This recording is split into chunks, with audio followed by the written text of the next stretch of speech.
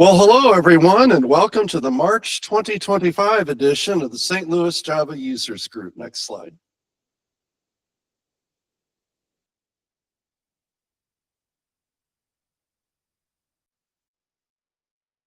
So for those who don't know, the St. Louis Java Users Group is an informal group. Our first meeting was in May of 1997, and we've been meeting ever since. We try to go for 11 meetings a year. Attendance is free. There's no formal membership list.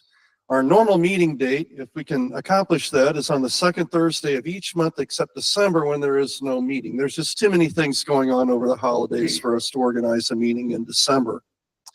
Sometimes we'll adjust that in order to accommodate a speaker schedule or something like that. So if you're here in person, you can join us for food and social at 6 p.m. And for those who are here or online, we can start the meeting at 6:30. This live stream is originating from the Object Computing Incorporated training room, and that's at 12,140 Woodcrest Executive Drive, Suite 310, and of course that's St. Louis, Missouri. Next slide. I'd like to introduce the other members of the St. Louis Java Users Group Steering Committee. So from left to right, we have Zach Klein, Ted Doyle, Robert Levitt, Wei-Chi Gao, and Bruce Allspaw, that's me. You can reach all of us on the steering committee if you send an email to that address on the bottom of your screen, if you can see it. That's javasigsc@googlegroups.com. All right, next slide.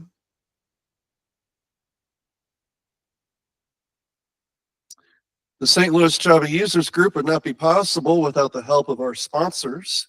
So from left to right, we've got Object Computing Incorporated. They are our lead sponsor. They have been with us since 1997, since the group was started. At the end of this meeting, we will be raffling 2 Manning ebooks and 2 JetBrains licenses, but you must be present to win for those. And so stick around after the presentation and you can enter into the raffle for those. And so you can be here either online or in person for that. However, we are in need of additional sponsors, and particularly to help us sponsor the meetup page. And we need a sponsor, and it's going to come due here pretty soon. So if you know of any sponsors or you're interested in sponsoring the group, you can send us an email, again, at the steering committee. That's it, javasigsc@googlegroups.com. The meetup subscription runs about $30 a month. All right, next slide. Manning has given us a discount code that's good for 40% off any product. So when you go through the checkout online, when you're buying something from Manning, just put in that code JUG13 and that'll get you 40% off. Next slide. Now, another thing that we'll be raffling tonight, you're at the right meeting, is a no fluff, just stuff ticket. And that will be taking place here April 4th through 5th here in St. Louis at the St. Louis Marriott West, 660 Maryville Center Drive. So the early bird pricing ran out, but I believe the JUG discount code is still active.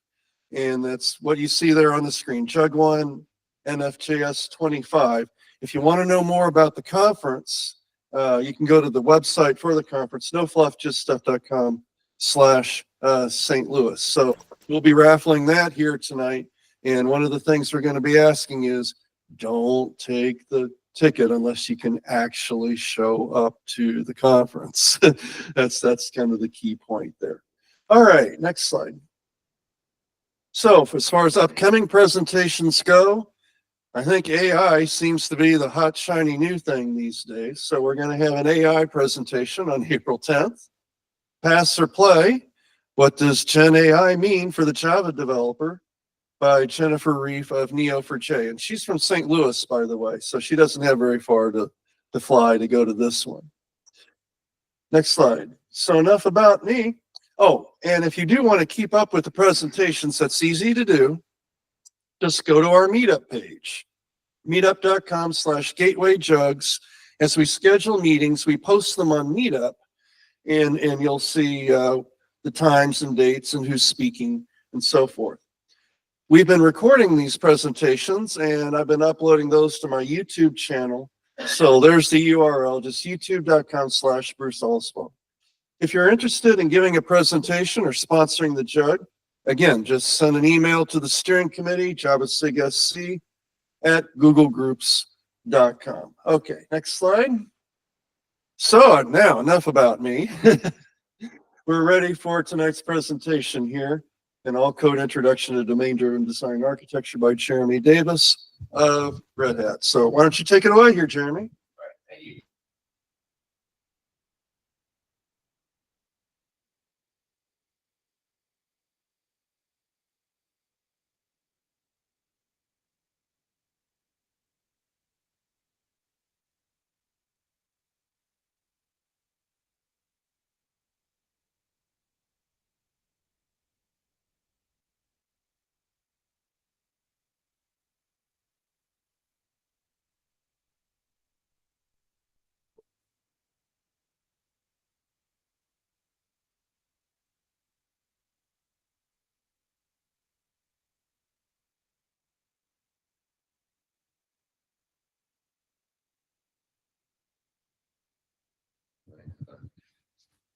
All right, I can hold this for a moment.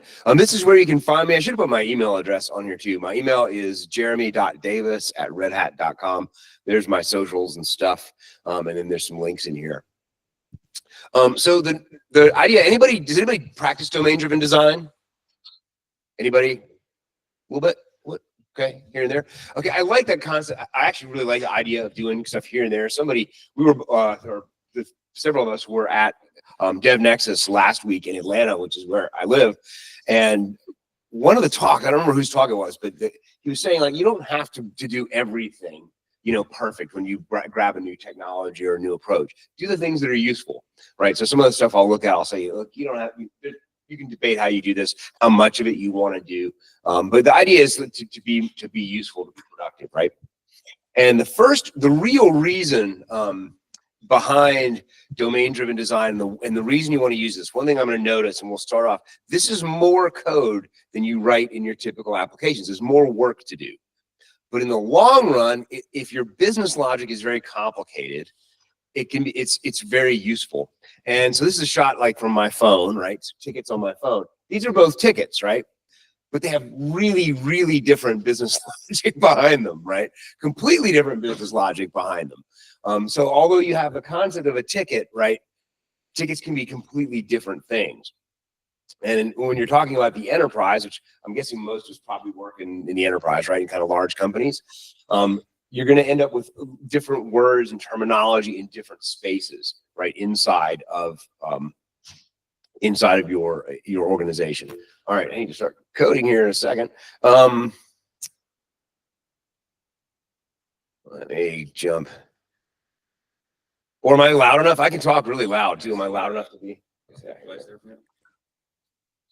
We just lost all signal from it.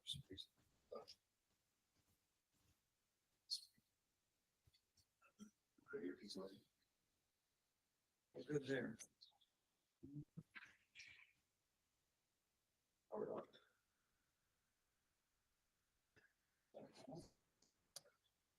Well, while we're dealing with technical stuff, let's get the infinity mirrors.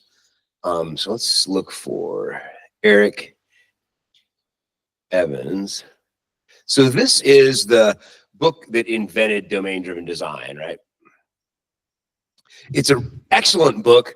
It's really dense and a tough read, but it really is excellent. And part of the, to get back to the complexity, he has two examples he uses in the book. One is mortgages for skyscrapers, which are ludicrously complicated. It's not like a mortgage for your house, right? The way that you fund building skyscrapers. And then the other one is he worked in the shipping container industry, and he talked about the terminology and how complex it is to get a package from China to the US. There's another book that I think is kind of a better starting point. Von Vernon, Domain-Driven Design Distilled.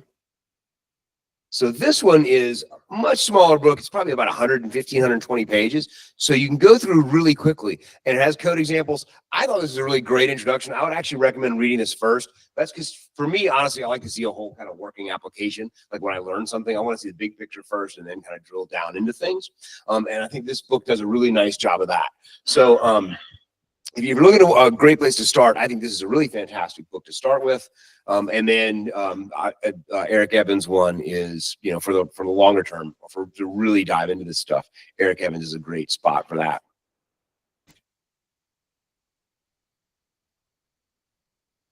All right, so getting mic change here in just a second. I'll be able to start coding.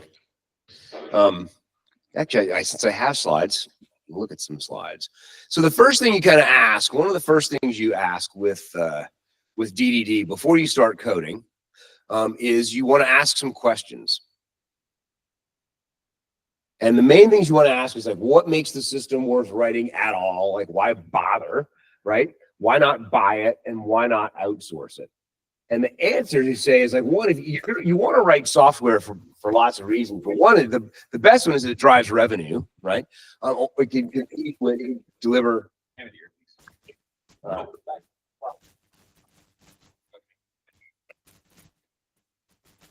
right, is that better? All right. All right, very good. All right, so what makes your system worth writing?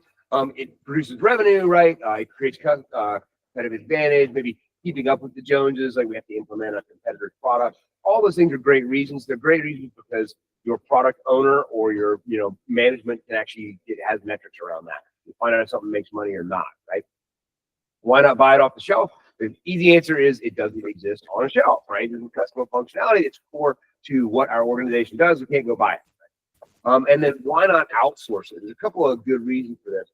The main one is it's a product, not a project, right? So like your main customer facing website or APIs that your partners interact with, that's not something we want to do as a project, right? Like upgrading something can be a project. We can kind of fund that, do it over a set period of time, and then we're done, right? But things like our customer-facing website, customer APIs, integrations, those things really are going to exist forever. It's better to treat them as products. There's a big movement like no project. You guys have seen the stickers like the no project circle and line through them.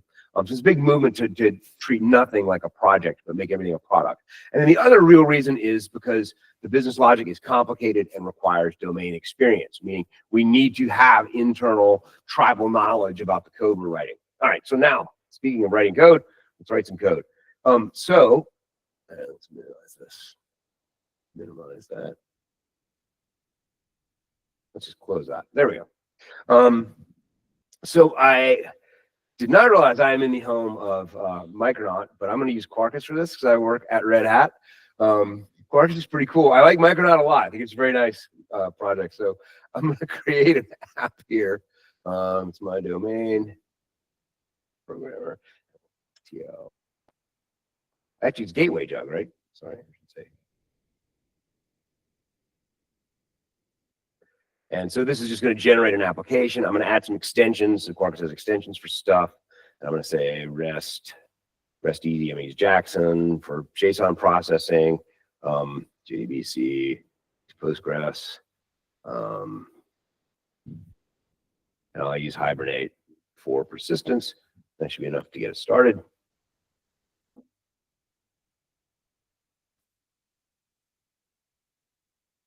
There you go. Need to spell that correctly. See, I should be vibe coding with AI, and I wouldn't have had that problem, right? So we're gonna do this the old-fashioned way. We're actually gonna write code. All right, IntelliJ. So IntelliJ is your sponsors, right? So amusingly enough, right before I had a problem with my IDE at JUG last week, and there was an IntelliJ booth downstairs, right? So like 10 minutes before I was going to speak, I ran down to the IntelliJ booth. I'm like, hey guys, and they totally fixed it up. I was like, that was really cool. All right.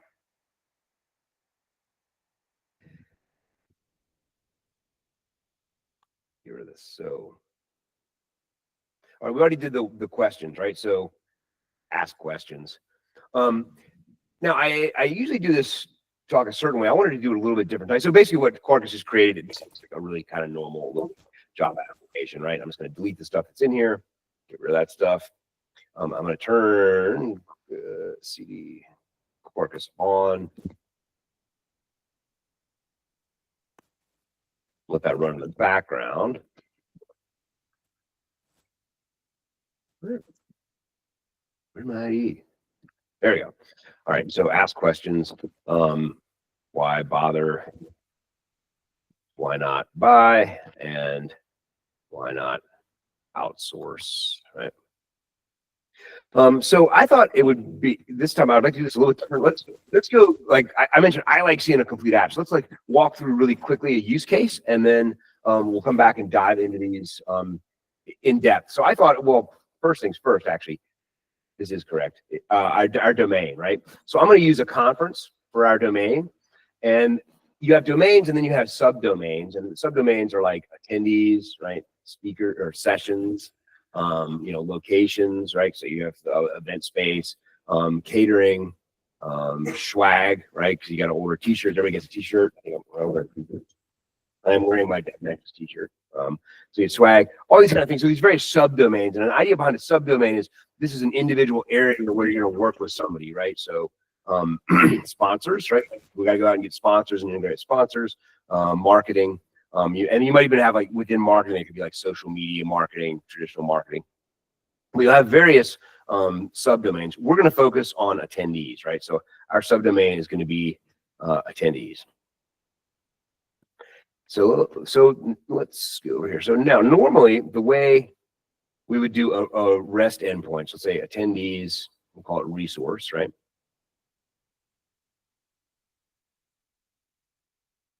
Yep, let's trust this project here.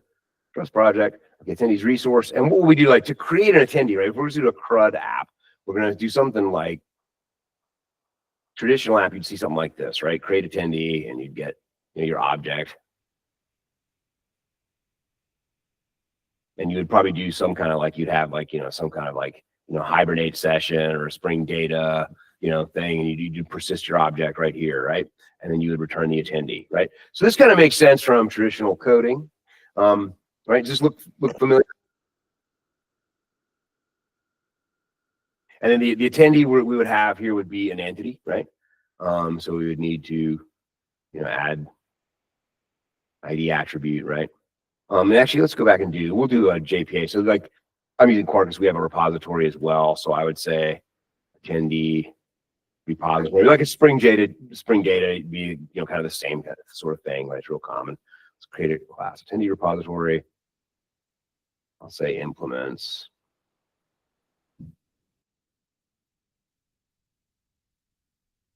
Application scope just means I can inject it, right? So what I would say here is I would say persist attendee, and it'll return the attendee, right? So if we want to do, we got Postman here. Wrong project.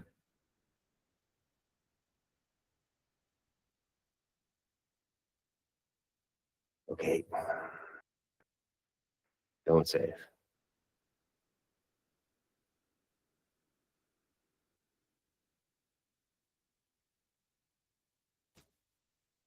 To post. Let's give the attendee something. What do we have an attendee? We have a long ID. We'll do something really simple right now. String, email.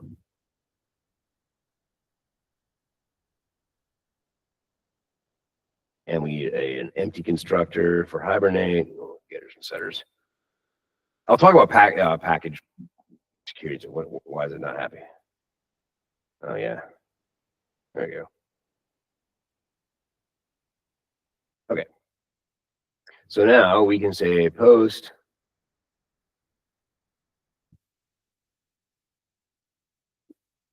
localhost, 8080 and run on 8080 attendees, and our body we can just say raw. What we can do is we can say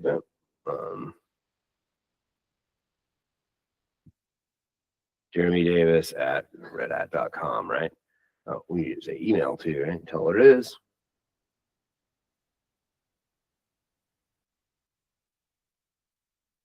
And I didn't, okay. Transactional.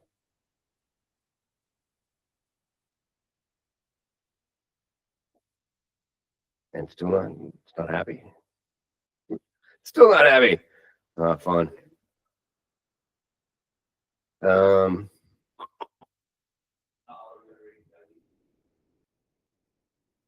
Let's see.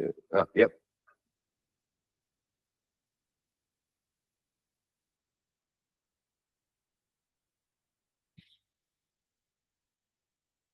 Yeah,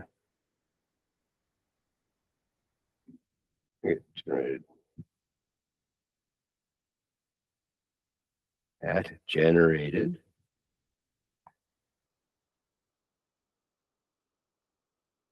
Come on, thing. All right, I'm going to cheat, and I'm just going to extend Panache entity, and it's going to do all that for me, so I can get rid of that. All right. When in doubt, cheat. All right, so you go ID1, right? Actually, I better toString method on that thing, right? So new toString.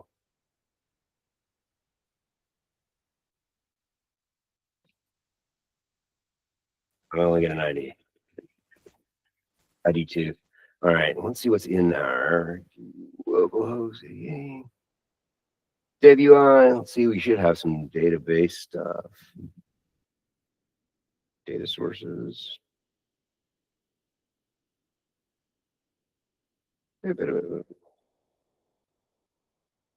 right, we'll trust that we have that. And then we can have, so that's pretty typical, right? Everybody, we're used to this kind of workflow. Now, we're not going to do this with DDD. It's going to get a lot more complicated, but hopefully it'll get a lot more fun and make some sense. So first of all, we're not going to inject a repository right here. We're going to protect this by instead injecting an attendee, and we'll call it an attendee, application service. Let's create that thing really quickly.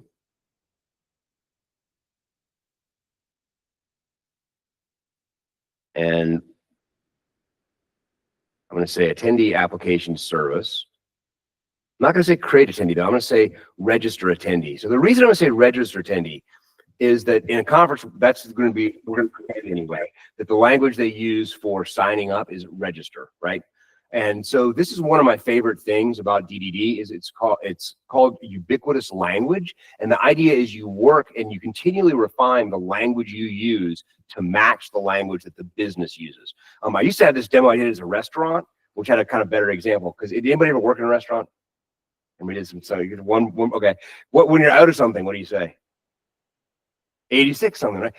That makes absolutely no sense, right? But so when you're out of ranch dressing, you're like 86 ranch dressing. Makes absolutely no sense, right? But in the restaurant space, if you're designing an application for a restaurant, they're going to know exactly what you mean when you say 86 something, right?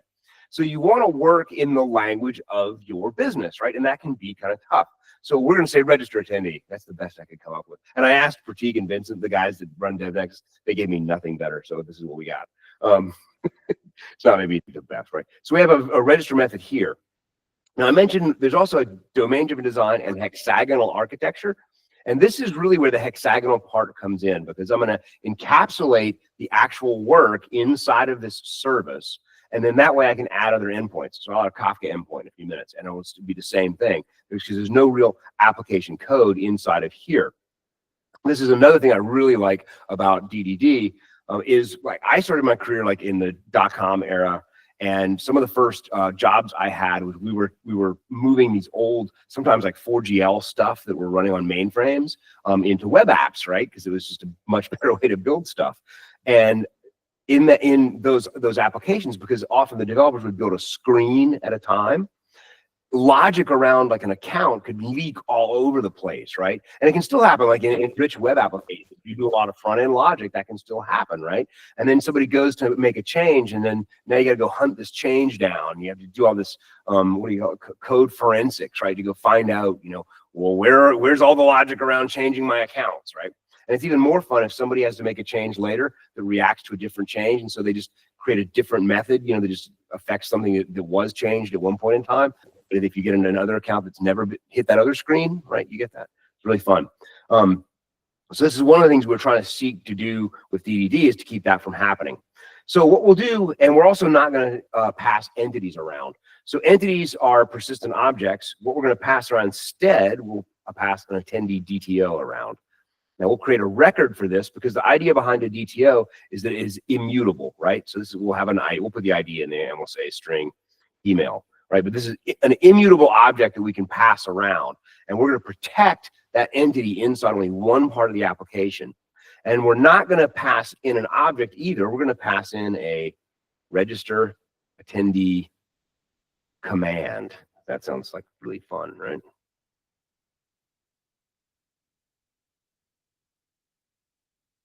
And the idea here, events are also a big part of what domain-driven design is based around. So events are going to be very key to the way you design your application, and the application is going to react to events.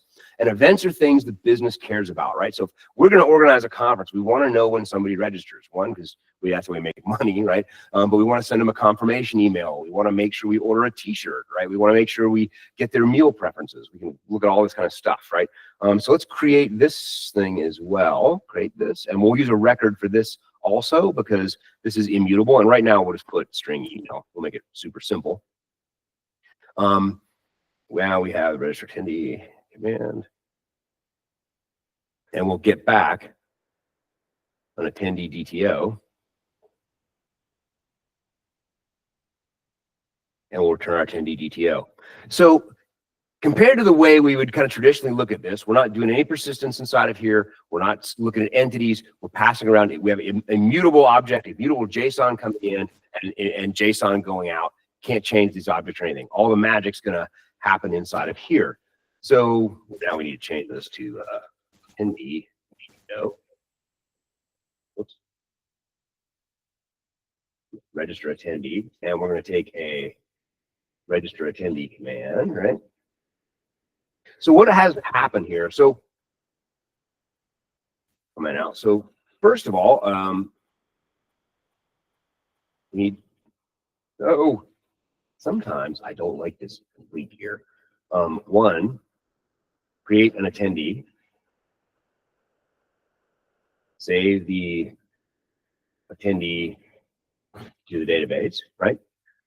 We're going to need, because we're going to need, the business cares about this event, so we're going to need to create an event, and we're going to need to not save the event, propagate the event to other parts of the system.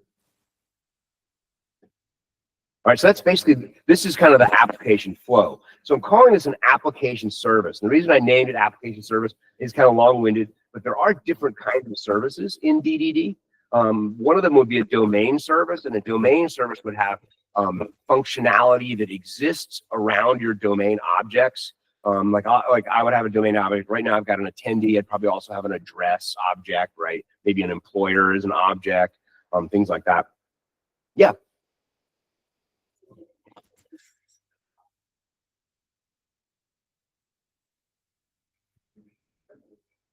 Yep. Yeah.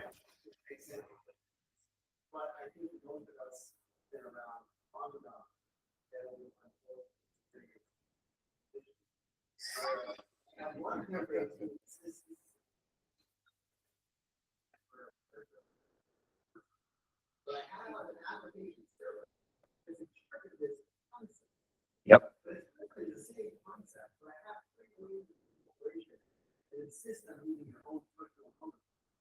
So, okay, this is a fantastic question. So the question, in case you guys didn't hear, was, let's say we're using the concept of attendee, right? But we're going to have different parts of the organization that might use the same nomenclature for different objects. Like a great example, I think, in one of the books uses is the concept of an invoice, right?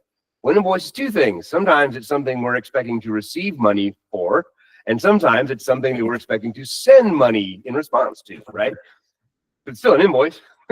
Right? Doesn't make any difference. That's why I started with tickets, right? You can have a ticket. Tickets can be wildly different things, right? Even at a conference, if we had a ticket, maybe we call it a ticket to the conference, right? But maybe we're also selling raffle tickets, right? So the raffle team would use something else. So the answer of how you do this gets down to, I mentioned we have subdomains, but we also have what's called bounded contexts. And the idea is you bound a context around this area. So right now I'm in the attendees subdomain, and we're going to have a bounded context here about attendees. But an example here we might use, for instance, one thing when you go to a conference, right, you always get to check opt-in to receive stuff from sponsors, right?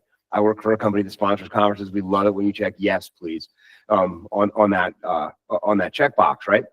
Now, when we go to integrate with those sponsors or the system that deals with sponsors, they might have a different idea about attendees, right? So they might want to track different parts about that attendee. So what you do for that is you create something called an anti-corruption layer. Actually, let me go back. I'm getting a bit ahead of this, but it's a great topic, right? So, and what we can dive into it a little bit deeper. But the idea is you create an anti-corruption layer and you essentially map back and forth. But the notion is, within my bounded context, I want to control my language, and I want that to represent my part of the organization. This is Yep. For invoice applications, would actually be specific ones for those cases that are bound. We're not trying to mix that inside. In here, I would be one set of words, but I'm not inside this class. So really what I would do here, gateway, JUG.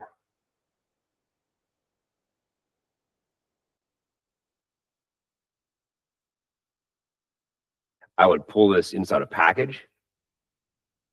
If I'm doing a monolith, if I'm doing a microservice, then it's easy too, right? And then I can have a different package. Let's have a different package here. Let's say, The idea is to keep each of these clean. Yep. And so I can have an attendees concept inside of sponsors too, right? But it's probably going to look a little different. So for one, like when we flesh this out, I would have an address as part of my attendee, right? Or maybe a name or pronouns or a thing. A lot of conferences, right? The sponsors probably they just want to know who you work for, right? Realistically, who you work for, and do you have purchasing power? They always ask you if purchasing power, right? So those kind of things, right? So there's going to be some different stuff inside of those models. And I can, and we're all on LinkedIn, right? So, I mean, you can tell like other places I work. So the last job before I worked, I've been at Red Hat for 14 years. Before I started Red Hat, I was at Intercontinental Hotels. And there's a lot of data, right, around staying in hotels. I was working on the rewards program. We were redoing the rewards website. And so I was in charge of that project at the time. And a lot of data about people who are registered with rewards programs, where you stay and their whole history. You know what I needed? I needed your name so I could say hello or welcome back. And I needed to know how many points you had. I didn't need to know if you wanted extra pillows or like to hire a low room or anything, right? And so my view of a customer was very different and much simpler than the rest of the organization's view of a customer, right? And so I would just maintain my domain inside my subdomain, right? And then other people would have theirs. So great. A little bit, we're getting ahead of ourselves, but it's a really good question. And that's again, that's the thing I think is really nice about the system, because did anybody ever work at a place where this was a thing for a while? We wanted to have one canonical domain model across the entire organization. Yeah, that's awful, right? It's horrible, right? And you have to change it all the time, and somebody else changes something, and now you got to rebuild your apps and test everything. And yeah, this is much, much better, right? All right, so create an attendee. The way I want to create an attendee is we have an attendee object, but I want to create, I'm going to say attendee register attendee. So I want to have a static method on register attendee. And the reason I want to do that is I'm going to need several things to happen here, right? I'm going to need to save an attendee to the database. I need some events to propagate to the system. So what I'll say is an attendee registration result.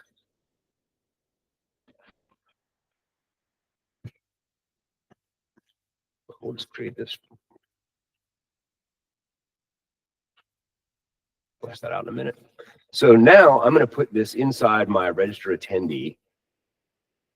Let's create that method. So now I can put my logic inside of my attendee. And so this is still an entity, right? In domain-driven design, this is what I mentioned, like you can use parts or not or not all of it. Some people think that it makes a lot of sense to have this as your entity, and other people do not. And all they want is just an object, a domain object that encapsulates your business logic, right? And so I wouldn't even have these kind of things, right? It's a string method. But I want to have like, what is it, a attendee registration result? Attendee. Oops.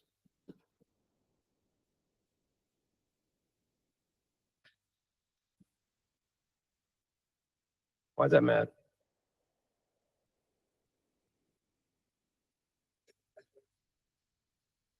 Oh, okay, yeah, that's why. Thank you.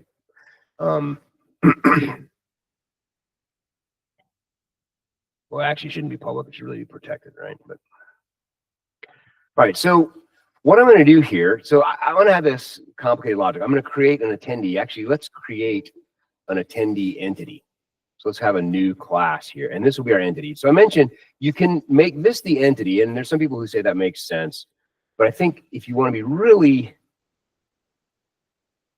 pure about it, you have a separate entity, right? Extend.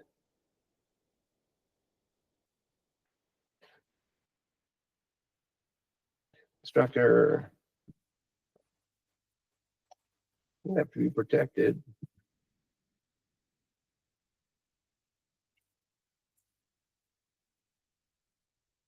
Actually, string method. Yep. So I've created this attendee, and I'm not going to persist that here.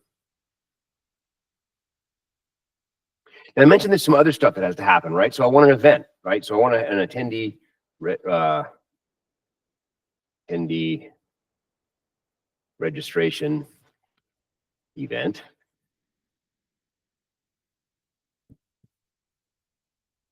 And yeah.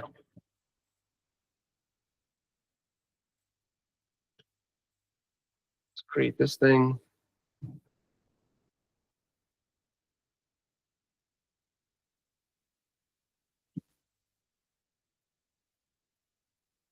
All right, so I've got a couple of things that have happened here, right? So I've created my attendee entity. Let's actually just rename that so we can remember. And you'll notice like this, we're writing a lot of code, right? A lot of extra code. And now let's have our attendee registration result.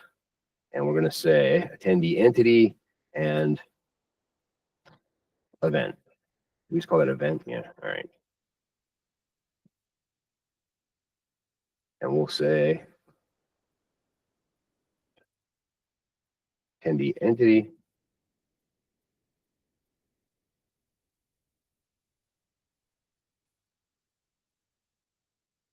Can't see that. I just have, we're just using a Java record, right? Because this is just a container. And I got this idea. This came from Chris Richardson, the guy at microservices.io. You guys know that site? Yeah, fantastic site if you don't know it. He's the guy that created Cloud Foundry, right? He originally created Cloud Foundry. He's a really good like great presenter and excellent content. We had this idea of like when you just need to pass back a bunch of stuff, you have like a bucket like this, right? So now I've put everything in there, and I'm going to return that back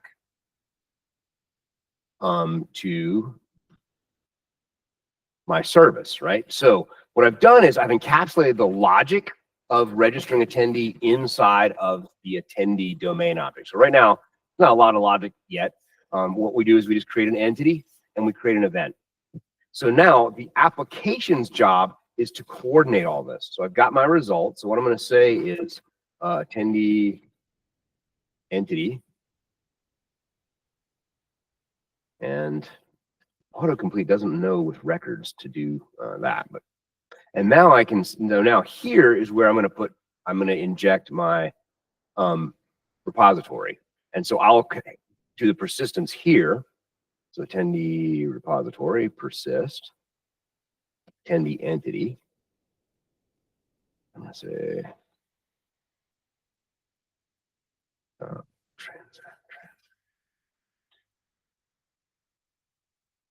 hang on, I'll do attendee entity, and then I want my event, right? So let's see, attendee registration event equals attendee registration event. What is that? I have to cheat again, so but I have my solution right here, so I can cheat very quickly. Attendee service, that's what I want.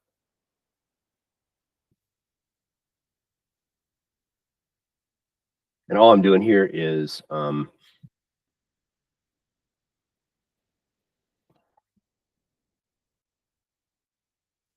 is that mad?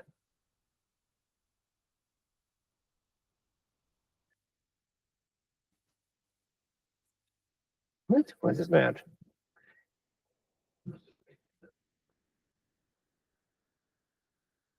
That's right. Ah, that's why.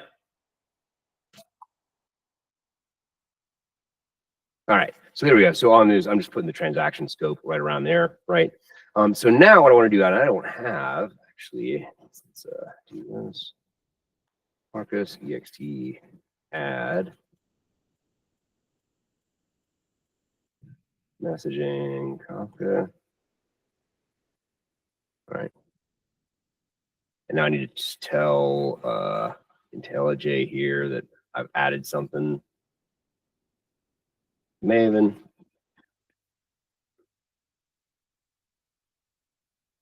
Checked. Attendee, let's call it attendee events, right? And I'll say emitter string. And this is just Quarkus' way of like dealing with Kafka, right? So what I can do here, and I can say emitter, attendee events emitter, send. And then what I'll do is I'll return new attendee DTO. All right, so this is orchestrating what has to happen in the application, right? So when we want to register attendee, what we have to do is I need to put an attendee in the database, and I need to notify the rest of the system that a new attendee has registered. So what I've done now, let's see, let's start back up. What I rerun, have some more ID. Attendee Java. Yeah, you're right. Oh, shouldn't. Attendee.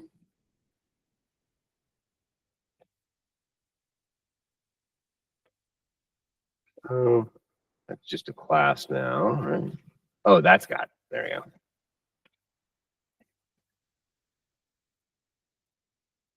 Should be up right there. So, all right, there we go. It's grabbing stuff. So now our workflow, whoops, is I've got a REST endpoint here, right? I'm going to grab some JSON, immutable JSON. That's a command telling me to do something. And then I'm going to call this service. So this is an endpoint. This is an adapter. And the thing about hexagonal architecture, it's also called the ports and adapters pattern. And there's nothing about hexagonal about it. Just the notion is you've got these spaces, and you can have multiple adapters in and multiple adapters out. So right now I've got one adapter coming in, which is a REST endpoint. And I've got two adapters going out, one to a database and one to Kafka, right? So that is orchestrated by this service. And this is an application service, which is responsible for orchestrating the application. So what it does is it gets that command, and it delegates the creation of the attendee to the attendee domain object, which is this attendee domain object. And the attendee domain object knows all the stuff that has to happen when we register an attendee. The reason for that is, like, let's say I write this application, and you guys have to come back behind me and maintain my awful code, right? But you know exactly where the business logic is, right? It's in the domain object. There's no business logic anywhere else. There's application orchestration logic here. There's business logic, or business logic is in the attendee, and then the adapter is just like really boilerplate, right? And so here I'm gonna then get back my attendee. I'm gonna persist it in the database because that's what has to happen. right there. And then I'm going to send this to Kafka. And then I'm going to send back an immutable representation, a DTO. So let's see what we get here. We got what? What's mad about? Architecture configuring channel, Kafka. That post is needs to clear by one resource, attendee resource. That consumes media type, application JSON, that produces. Yep, all right.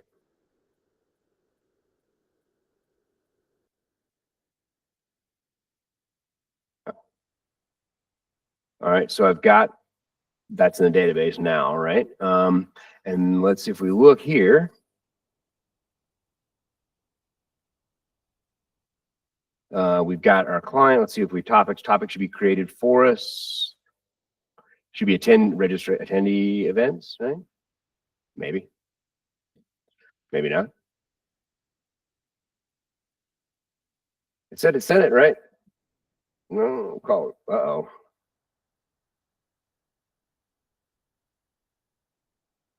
Okay.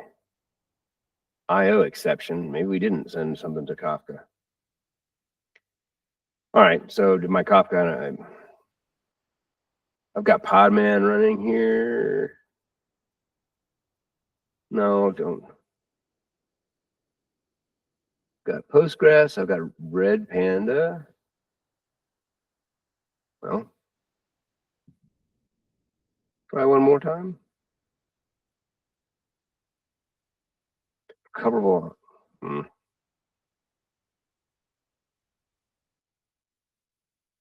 All right, well, it's not throwing up on us. So that gives us an end-to-end of how this happened. Yeah. So I'm struggling a little bit with how we divided the logic between and the application service. Sure. The MD, that's domain logic. Application service, you're saying that's orchestration. But it looks to me like you're kind of orchestrating at those levels, right? Because the attendee is creating an event but doesn't know what. Yep. So you're coordinating, like looking at the attendee domain logic itself. You wouldn't know why we're doing this.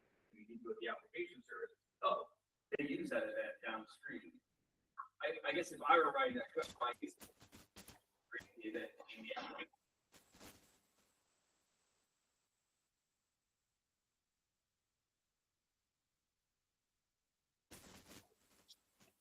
No, that makes sense, right? But the idea behind putting it is realistically, you might actually have a different reason you would orchestrate things, or a different time attendees would get created, right? But the question was, why does like the creation of the events, why does all that logic go inside the attendee? And essentially, it's just because the way it's structured is that the application service orchestrates the application, does the orchestration stuff, it has application specific things. The attendee is pure attendee logic. So for instance, if we go and like, this is a pretty simple example, but let's look at some other stuff. Attendee. So like, let's say protected, double, calculate price, right? Yeah, we'll have multiple methods in all the logic around this. Let's say I also now you come back and say, you know what, I need a special catering event. We're going to offer, different types of catering, right? So what we're going to say is, I'm going to need a catering event, right? So we can add this in. I just pass this string.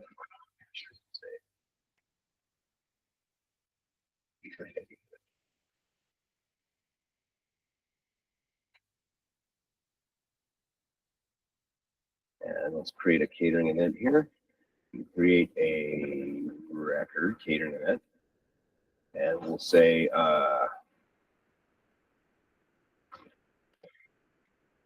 so like, what do? We do medium for meal preference.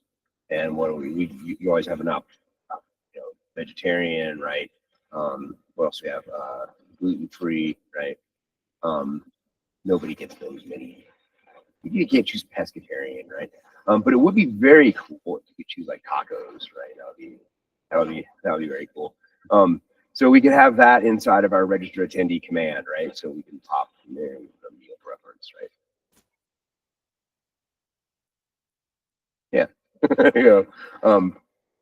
So catering, and the catering event, really the caterers, like they don't really care who ordered it. They just want the meal preference, right? So they can, hey, I need to have X number of boxes that are vegetarian, right? So that way, and then let's say we have something else. Let's say we have a social media event too. Like, so maybe we add social media handles. Like somebody marketing that comes in and says, yeah, we're really going all out on social media this year. So did you add functionality for that? So then, you know, obviously you have to collect this in different ways, right? But you know, some of this could come through different ways. Maybe that's not part of the registration because the registration's already up. So maybe you have add your social medias, right? Or you could have like badge creation. Actually, you probably put that inside of a badge object, like QR code for your badge. You probably put that in a separate object, right? But the idea is any of the logic that we're going to do, we come in here to update the logic, right? So when you inherit my code, you know that if business logic goes in there, it goes in the domain event, right? So does that answer your question?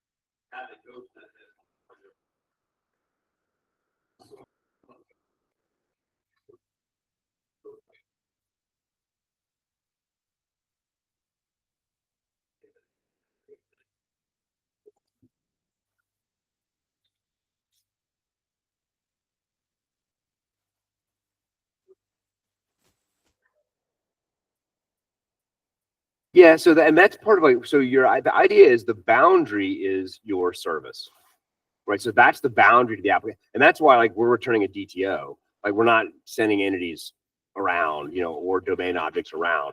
We're only dealing in it from this point out. It's everything's immutable, right? And we'll translate things, you know, immutably here, right? So this is the idea is, yeah, this is your boundary that encapsulates everything else, but you want to put your logic inside the attendee because, like, let's say there's other update. Maybe you would have methods like update something, right? You know, like after you're registered. You know, so then you would want to have so that way you would just still know. Maybe there's another service that would do that. Because this is called the attendee application service. So I have suggested this is going to encompass all attendee application stuff. But you might not do that way. You might have the registration application service, or an update application service, you know, but so that way you would still communicate everything through the attendee. Yep. Okay, so that's a quick overview of that stuff. So we can draw. What am I missing? Something's red. Oh yeah, that's right. Oh yeah, now I need the whole thing. All right. So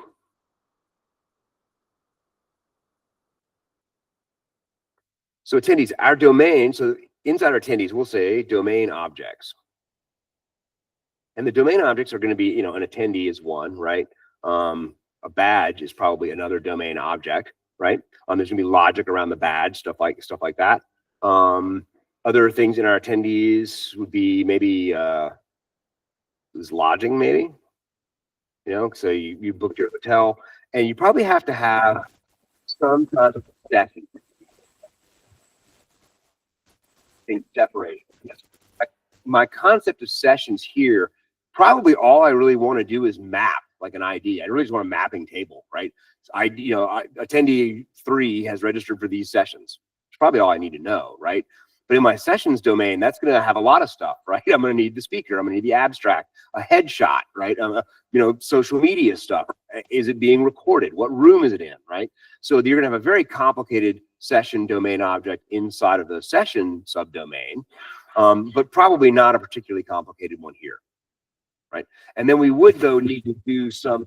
So maybe that would be an example, right? So let's say we have a feature where you can be waitlisted for a session, right? Because most conferences will tell you I'm waitlisted, right? We might have a session service that would be notified, from other parts of the system, or listens on a Kafka channel for session notifications, right? So it would say, okay, now I need to call my attendee object, and I need to tell people who've waitlisted that they're on the list. But the logic for who gets in there, we're going to let that be encompassed by the attendee object, because perhaps if they are our gold sponsors employees, we might bump them to the top of the list, right? Or if they, have a complimentary pass, they're at the bottom, right? So that kind of lot, or maybe it's first come, first serve, right? But all that logic would go inside of the attendee object. Does that clarify it a little bit? Okay. Yeah.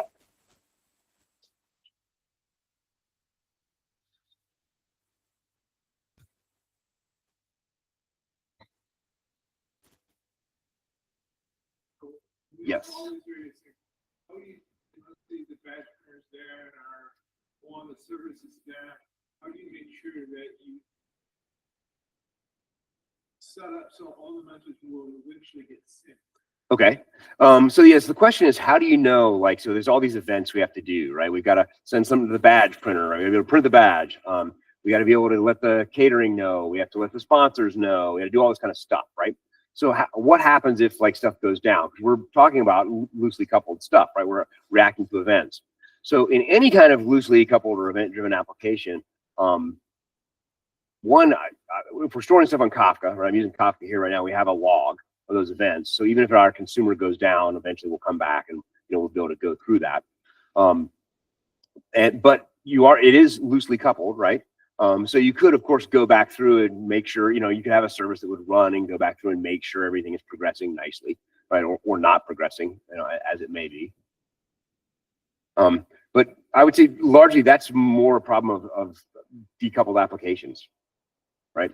I like using Kafka for this, especially from a microservices transport. I like using Kafka more than using REST endpoints, but for that very reason, right? Because if a REST endpoint's down and I can't reach that application, now I've got to deal with that some other way, right? If I can write to a Kafka, if I write to a Kafka topic, it's on the topic, and I'm good, right?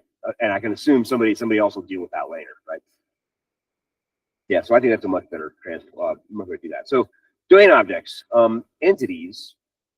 I should put a definition here. So domain objects encapsulate business logic. Encapsulate the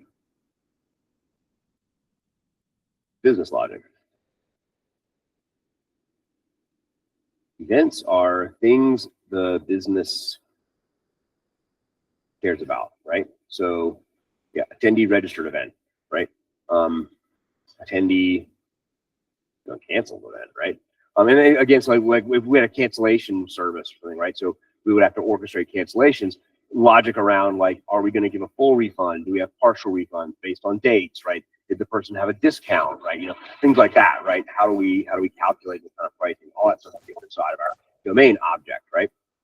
So these are events that the business cares about. Other things like, we had our catering event, right? We have to integrate with our catering. We have a swag event, right? You choose your t-shirt size, right? What size t-shirt you want.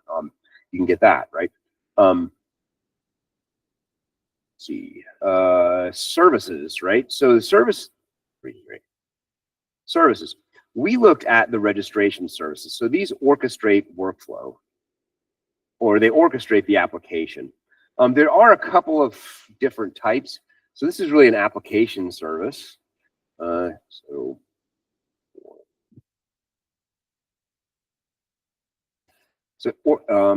also domain services, and domain services are sort of additional functionality that doesn't really go in. In a domain object. So maybe price calculations, stuff like that, wouldn't really go inside of a domain object. Another thing you have in addition is also value objects, and those are similar. So a value object, value objects are immutable. That is correct, autocomplete, whichever autocomplete thing said that.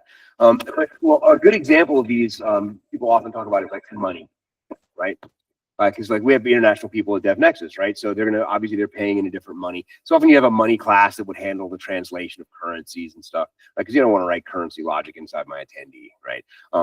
But really, it's just money, right? It's not, we're not saving it in a database or anything, right? It's not super, it's not really a domain object. So value objects are also immutable. Domain services, we have entities in here, right? We did entities. Now there's two different types of entities. If we had an attendee, we didn't look at an address yet. So let's look at an address right now. So there's two different types of entities, and aggregates are top level entities, and everything should go through the aggregate root, or the which is the root of an object tree. So let's say if we go over here and we have our attendee, let's create a let's just do this. I actually want our attendee entity, don't I? Attendee entity. Let's say we have a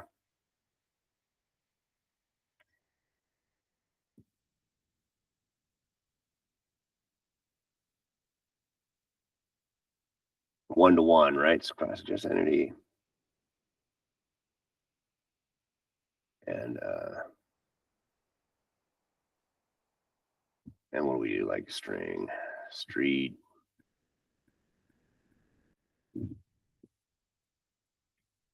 string city.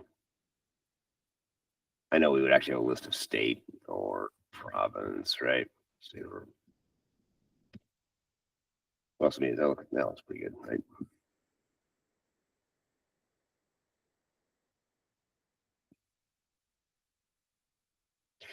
Now they talk about, DED talks about, you always want to go through your attendee entity, meaning I don't ever want to create addresses on my own, right? I only want this to be part of my attendee entity. So I would want to have, you know, like protected void add address. And I'd want to put it in here. Update address. Everything should go through the root level entity. Now, I don't think this is that big a deal now that we all use ORM tools for everything, because that's kind of how you do stuff anyway, right? I think this was a bigger deal back when you would do manual inserts or, you know, individual inserts in the database, because you pick up an old application when you had to write out your SQL, people would just directly write the address and you end up with all kinds of trailing stuff. Right. So when because you'd have to remember, like, oh, I deleted my attendee. Did I also delete the address? And you end up with all this extra stuff. Right. Data is always a nightmare. And so I think that was largely done to solve that kind of problem. I don't think it's as big a deal anymore, because the way you're going to delete this, you're going to cascade on delete and stuff. Right. So the ORM is going to handle a lot of that for you. But it is a good practice is you should just do everything through the attendee entity, or actually it should go in the attendee and then we build it out. Oops. Should realistically go inside of the attendee, and then the attendee would create that, right? So I would need a VO for that. So that's attendee. So the aggregates are the top level entities, and you want to do all your operations through that aggregate root. Then anti-corruption layer with the talked about, and that's a really interesting part of this anti-corruption layer.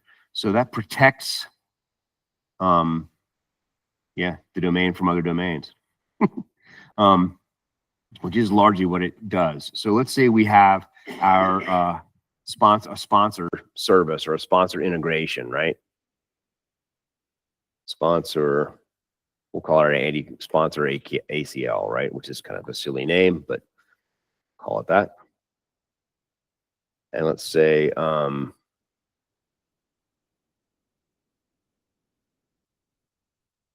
what do we call it? Attendee sponsor DTO.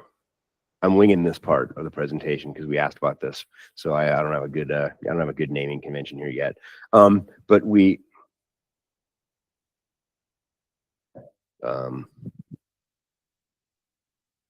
list attendee sponsor DTO.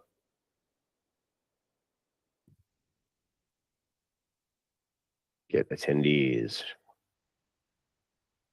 We'll make this void.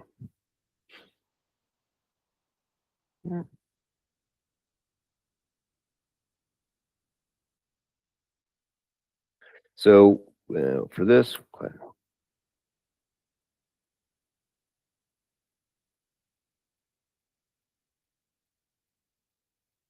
we will have just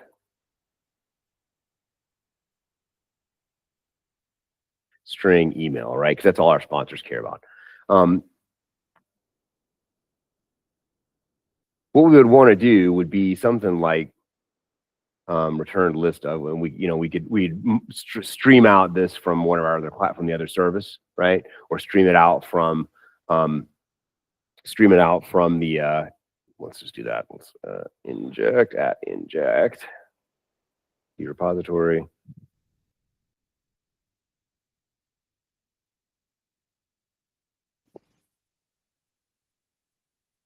Install.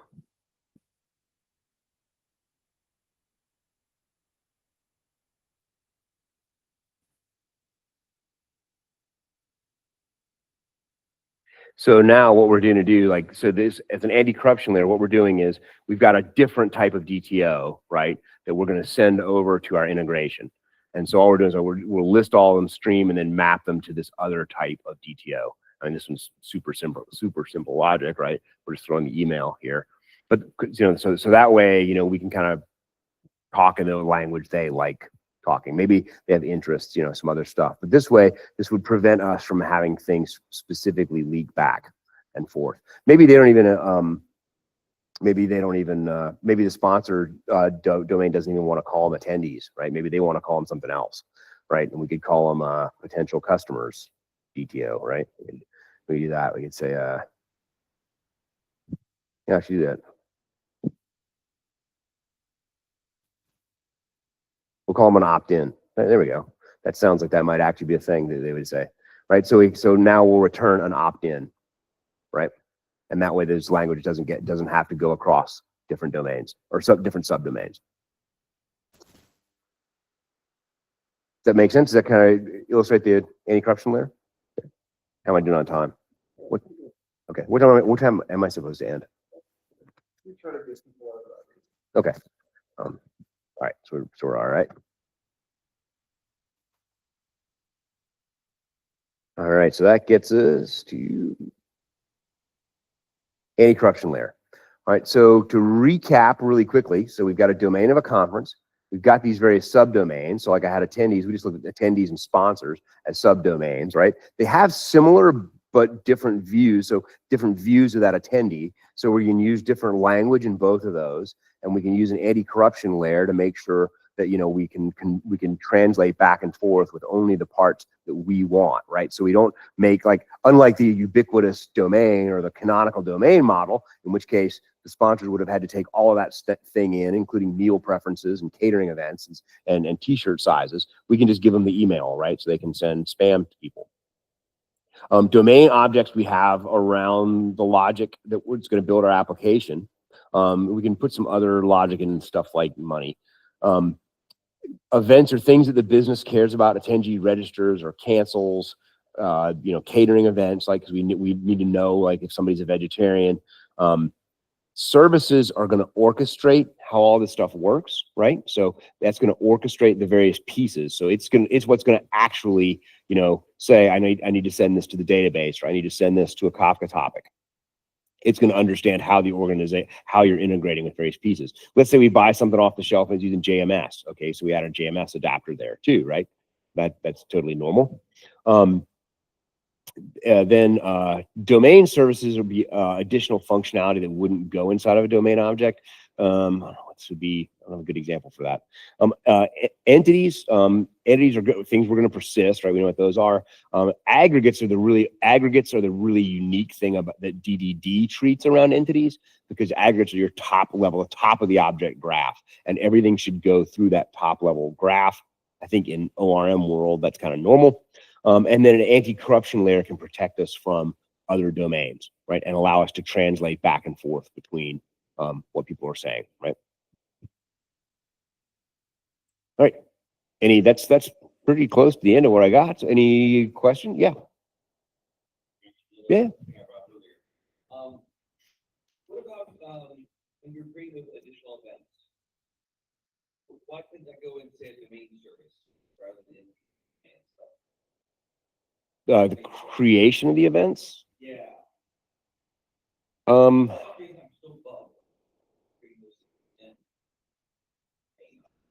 So certain events might go into a different service. Like let's say a session. Let's say we had a session service, and let's say we have a room change, right?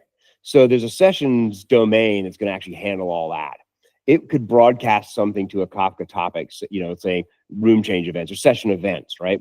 And you have a session service that's listening on those, or that would actually be an adapter, right? I'd be listening on it, and then I would call the session service. The session service would need to know how to orchestrate that kind of stuff. So would it create an event? I think you would still want to.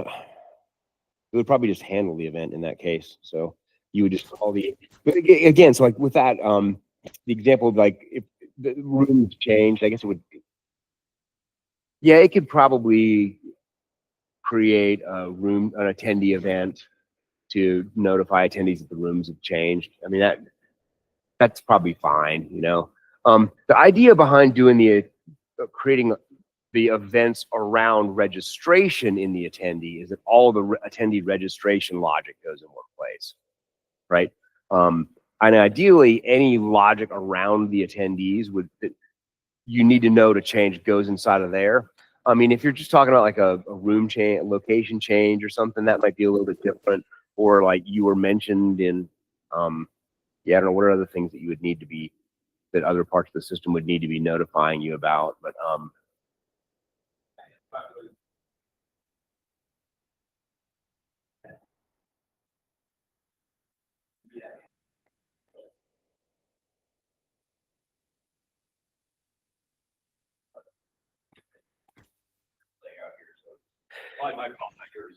no, and actually, so we were looking at books earlier. Event storming. Has anybody read Event Storming?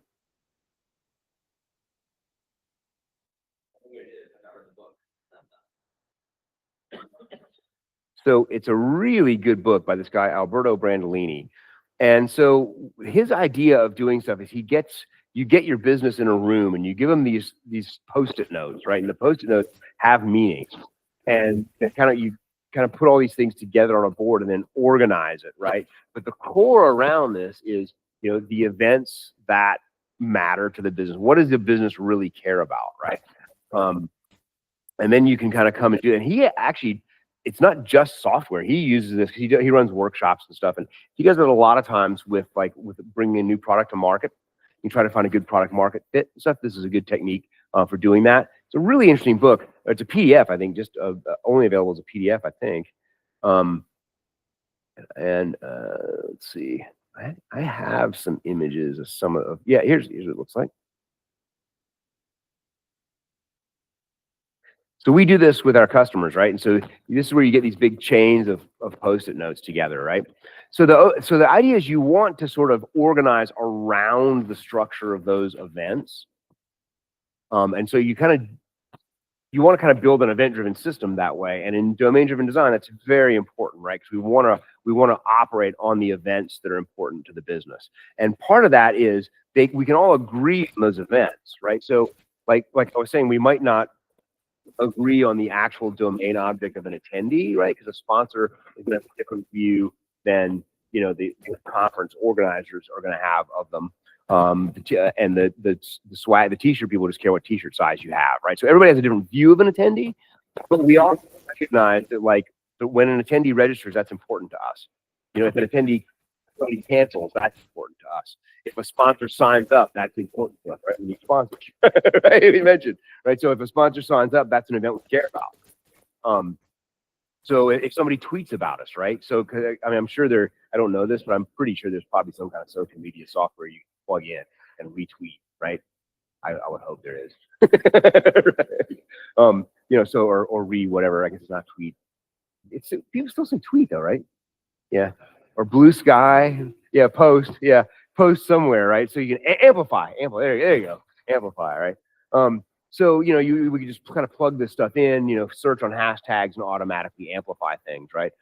So, there's going to be various different stuff we can look at, but we can probably all agree that these events are important, right?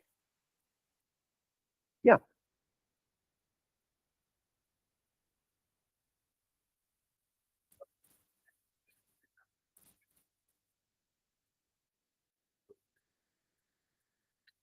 I will show you that. Easy. I don't know about easy, but I will show you. I'll share. This is, I think, the coolest way of documenting stuff I've seen. I got this from. I don't know why I'm recommending so many books, but Software Architecture, the Hard Parts. Also a great book. It's not Manning, unfortunately, so you can't get it on a discount.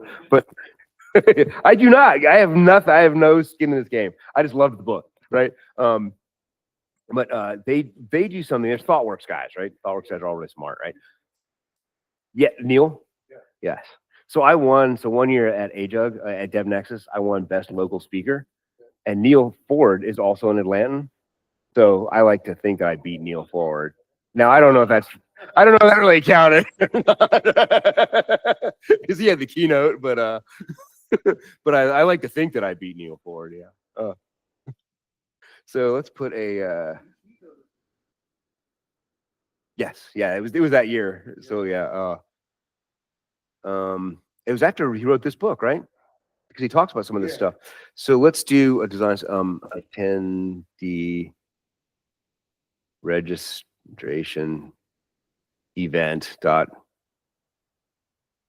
architectural decision record, right? And you kind of come in, attendee registration. Yeah. We modeled this because, and you write a record and keep them right there in your library. I think these are great, right? And so one of the things they said behind this was, he has a great line in that book. He says that software architecture is about making the least worst decision. Right? It's like, because nothing's ever going to work out perfectly, right? And so largely what you're doing most of the time is like, okay, what's the least bad decision I can make here? Or what's going to do the least damage? And that's what you're deciding. And so if you leave a record behind it, because we've all looked at code before, sometimes our own code, where we're like, why do these people do this? Right? But you know what? And if you don't understand the context, often it can not make sense. But if you do understand the context, it can kind of make sense. You're like, oh, we didn't have the specs from this partner yet, so we didn't do a lot of work here, which is reasonable. On the specs, right? So I like architectural decision records. This is my favorite way. I think this is great. I've been using this on my own projects, collaborating with people. But yeah, documentation is always hard, right? Nobody likes writing docs. Right. Actually, you can do a pretty good job of that. Let's just do that. All right, here.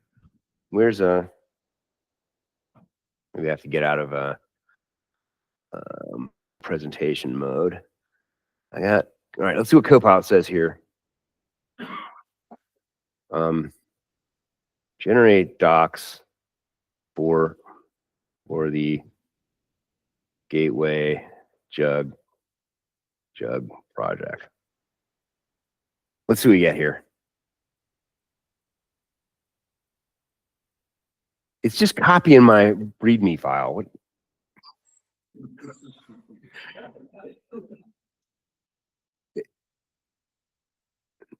Spring Boot's not in this app. Okay. All right.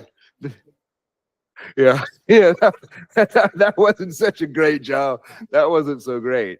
Yeah, yeah. That's the inline one. Okay.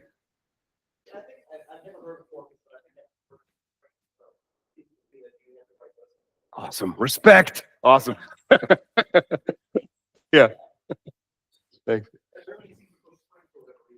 Well, I mean, it's been around forever. So I mean, I first saw Spring at the Atlanta Java Users Group in like early 2000s, right? And I think it was like .1.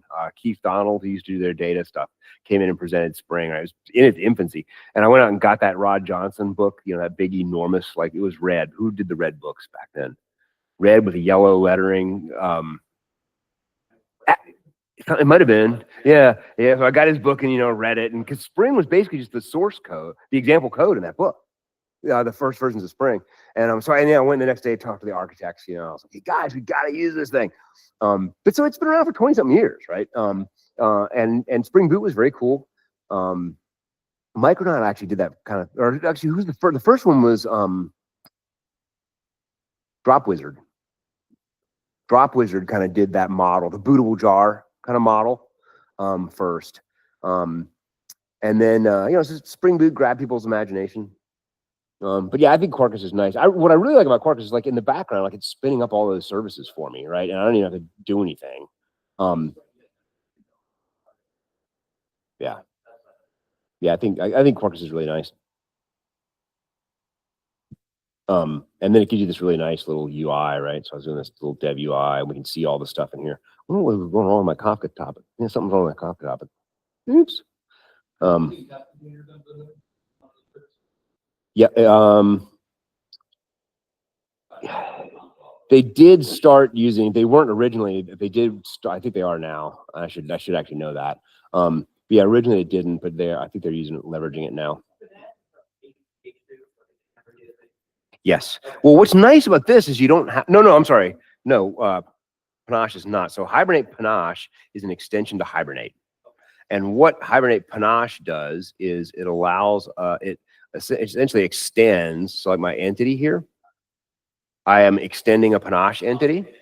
And so what that would do is my entity repository, I'm implementing a Panache repository. And so that gives me the ability to do things like attendee repository persist. I can also do like attendee repository. No, so it's spinning up Postgres in the background. Which is really nice because, like, let's say that you have, in fact, one of my colleagues, Eric D'Andrea, he has a really good, he's big TDD guy. And one thing he talks about using this for, and he's a contributor to Quarkus and a contributor to Spring, is that, like, let's say we ended up using Postgres specific SQL. Well, in H2, it wouldn't work. Right. So by running Postgres container in the background, like, I mean, it's not exactly production. Like, I don't have an HA set up. Right, but at least it's Postgres. It's the version of Postgres I'm running. So it's definitely going to give you closer, tighter integration. Plus, your tests can run end to end. I prefer to mock things, and really encapsulate my tests. Which, by the way, I know I code war stories, but I mentioned, if you have Postgres, you have database specific code. One of the craziest applications I ever inherited, right? There was a class, it would crack. So people said, "Oh, the application's running great. We just need to do some UI work." Okay, great. I said, "Oh, and then you need to log onto the server twice a day and reboot it." Like, okay, hang on. Right? Why is that happening? Right? So I'm trying to look through it, and there was a class called MySQL4. It's been a while, right? So the class MySQL4, and it was thousands of lines of code. I was using Eclipse at the time. It was so big it would crash Eclipse. Right, so the only thing I could open it in was VI, right? So or I guess Emacs or whatever. But yeah, so I'm searching through this thing. Well, inside the class, MySQL 4 was MySQL 3 specific syntax. And when it would hit that line in the database, it would hang, and you'd go in and reboot. And that was So we made some UI changes. Fix that. All right, guys, well, it's pretty close to 8 o'clock. Thank you guys all for attending. Thanks.